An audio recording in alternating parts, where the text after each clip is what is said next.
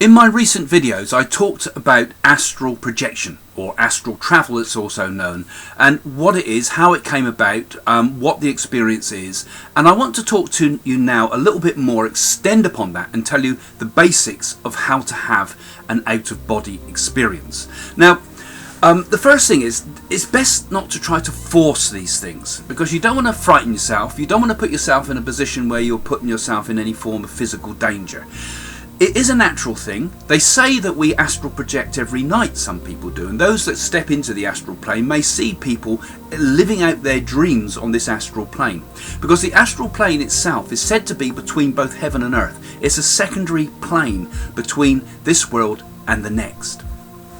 So when we enter the astral plane, we need to be in the right frame of mind so that we can experience it properly.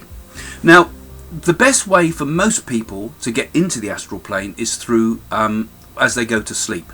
There are meditation techniques that can be used. There are mantras that can be used to get into the astral plane. There are various other techniques, and also candle gazing can also be another way to get the body and the mind into a certain state of consciousness, to open up what the yogis call these siddhis, these special siddhi powers, which they say, Patanjali says, that should not be sought for their own sake. So, why are you doing this?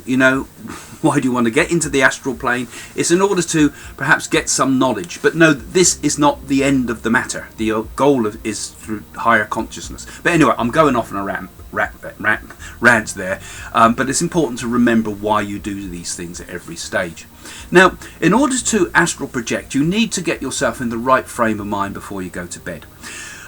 It's very closely linked to the idea of lucid dreaming. That is, a person can wake up in a dream as it is taking place. Now, that same form of consciousness is used within astral projection.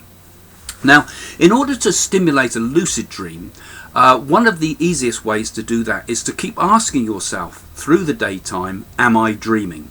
Now obviously you're not dreaming, but you stop yourself in the day and say, am I dreaming? And it's making you question your state of consciousness all the time.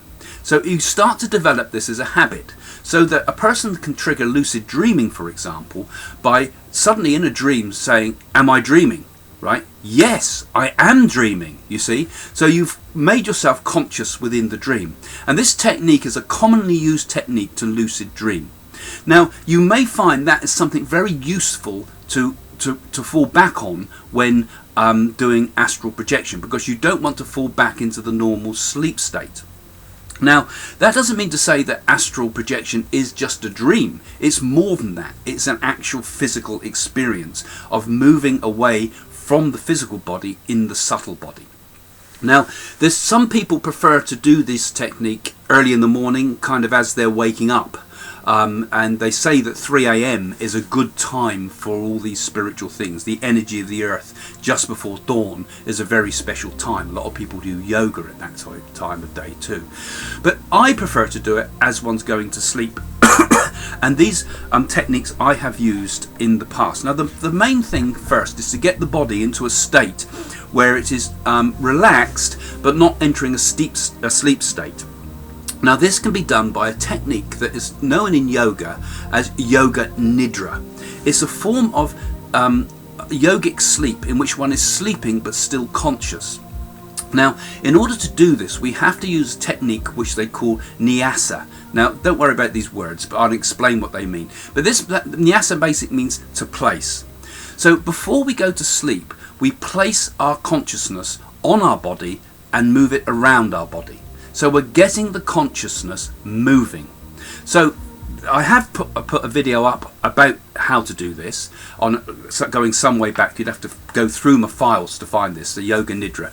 But the technique basically entails consciously focusing on the body and going round the body, placing the attention. You place your attention first on your fingers, then you place your attention on your hands, then your arms, then I use the side of the body, the legs. I then come up through the buttocks, up through the back, over through the head, over the face, down the front of the body and to the pelvic floor, and then repeat that. So basically, and it's not strictly critical that the way you move, but you're moving your attention around the body very consciously. And as you do that, you know, you place all your attention on your hands, you'll feel your hands deeply relax. You place your attention on your arms, they'll relax. And if they're uncomfortable or not, or comfortable or whatever, don't bother. You don't judge it. Just look at it as it is. You know, that is my arms. That's uncomfortable. It doesn't matter. You know, then you move on to the next part of the body, and you keep moving around the body like that, because the body will then get into a state of it's not sleep, but it's a state of deep relaxation, but also your consciousness is highly charged and awake at that point. Now, I then use the next point is to put my attention on the sort of the screen of your consciousness in the front of the third eye here. You know, there's an area here where we will start to see lights and pictures. So I've got the body into that state, and then I put my attention on the imagery that starts to appear in the mind's eye, as it were. Right? Now, this is sometimes called hypnagogic dreaming, but what I'm going to describe is slightly different to that.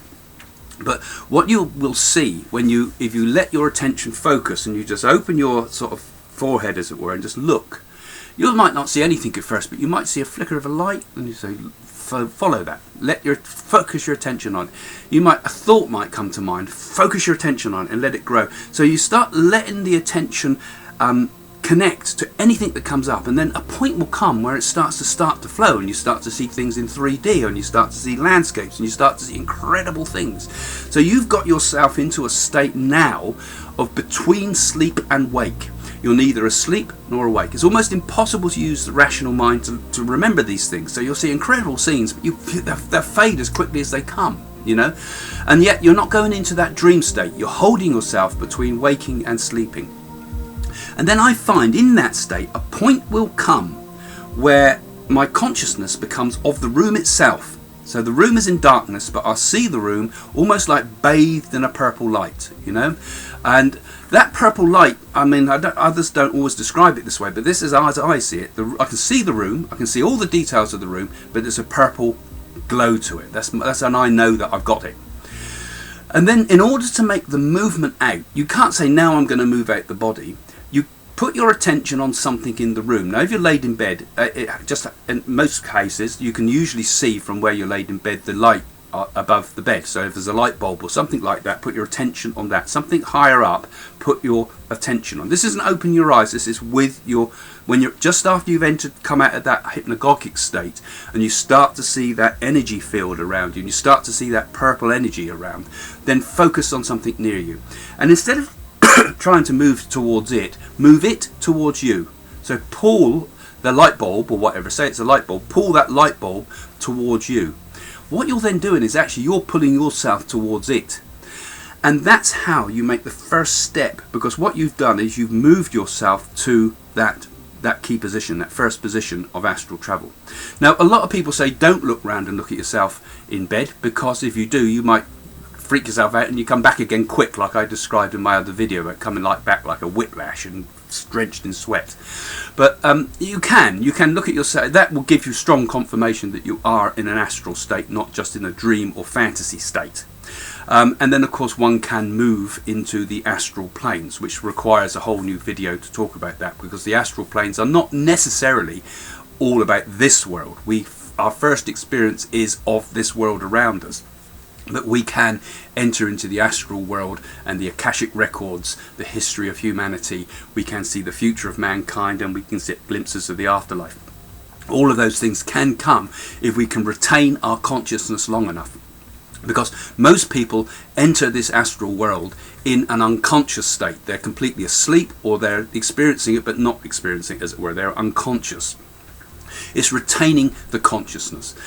And sometimes you may find that an astral experience will happen without any prompting from you whatsoever. You don't need any of these special techniques, it just happens. Anyway, that's how I do it. It varies very differently from a lot of the way other people do it, but I can only speak from my own personal experience. The way you do it may be different, but obviously leave some comments below, because I'd be interested in what others have experienced, and if you've had out-of-body experiences and how you go about it. And and always enjoy the discussion with you all. So thanks for listening.